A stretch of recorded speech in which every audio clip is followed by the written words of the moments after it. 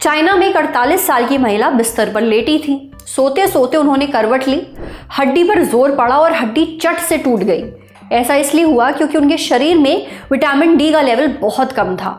Vitamin D का मुख्य source धूप है, लेकिन इन महिला को धूप कतई पसंद नहीं थी। वो हमेशा से ही धूप में निकलने से बचती थी कि कहीं स्किन टैन ना हो जाए। अगर कभी निकलना पड़ा भी तो पूरी भाके कपड़े पहनकर निकलती थी। पूरे शरीर में भर भर कर सनस्क्रीन लगाती थी कि कहीं टैनिंग ना हो। विटामिन डी की कमी की वजह से महिला को गंभीर ऑस्टियोपोरोसिस हो गया, यानी उनकी हड्डियां खोखली हो गई, एकदम कमजोर हो गई, इतनी कि करवट भर लेने से टूट गई। भाई ये किस्सा डराने वाला तो है। अब खड़ा होता है एक बहुत बड़ा सवाल, क्या सनस्क्रीन लगाने से शरीर धूप से मिलने वाला विटामिन डी सोख नहीं पाता? ये हमने पूछा मेरेंगो एशिया हॉस्पिटल फरीदाबाद में ऑर्थोपेडिक्स डिपार्टमेंट के हेड डॉक्टर अनुराग अग्रवाल से। डॉक्टर अनुराग कहते हैं कि विटामिन डी का मुख्य सोर्स सूरज की किरणें हैं, यानी शरीर को सबसे ज्यादा विटामिन डी धूप से मिलता है, खासकर अल्ट्रावायलेट बी यानी यूवीबी किरणों से। जब स्किन पर सूरज की अल्ट्रावायलेट बी किरणें पड़ती हैं तब शरीर विटामिन डी बनाता है। जब आप सनस्क्रीन लगाते हैं तो उसमें मौजूद तत्व सूरज की इन अल्ट्रावायलेट किरणों को ब्लॉक कर देते हैं।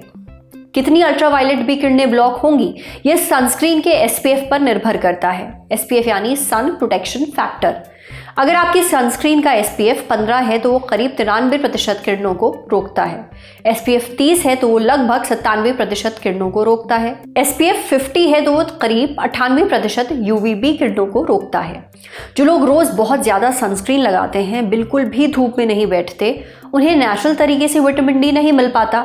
उस पर अगर वो विटामिन डी से भरपूर चीजें भी नहीं खा रहे हैं तो उनके शरीर में विटामिन डी की भारी कमी हो जाती है। विटामिन डी हमारे लिए बहुत ज़रूरी है, इससे हड्डियां मजबूत होती हैं, इम्यूनिटी मजबूत होती है, यहाँ तक कि शरीर कैल्शियम भी तभी सोख पाता है जब उसे विटामिन डी का साथ मिलता है। ये दोनों पक्के दोस्त हैं। अगर विटामिन डी की कमी होगी तो कैल्शियम भी कम होगा।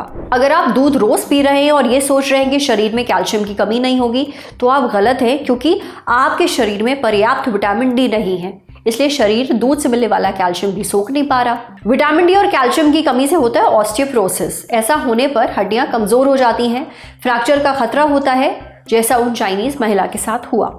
लिहाजा जरूरी है कि आपके शरीर में पर्याप्त मात्रा में विटामिन डी हो।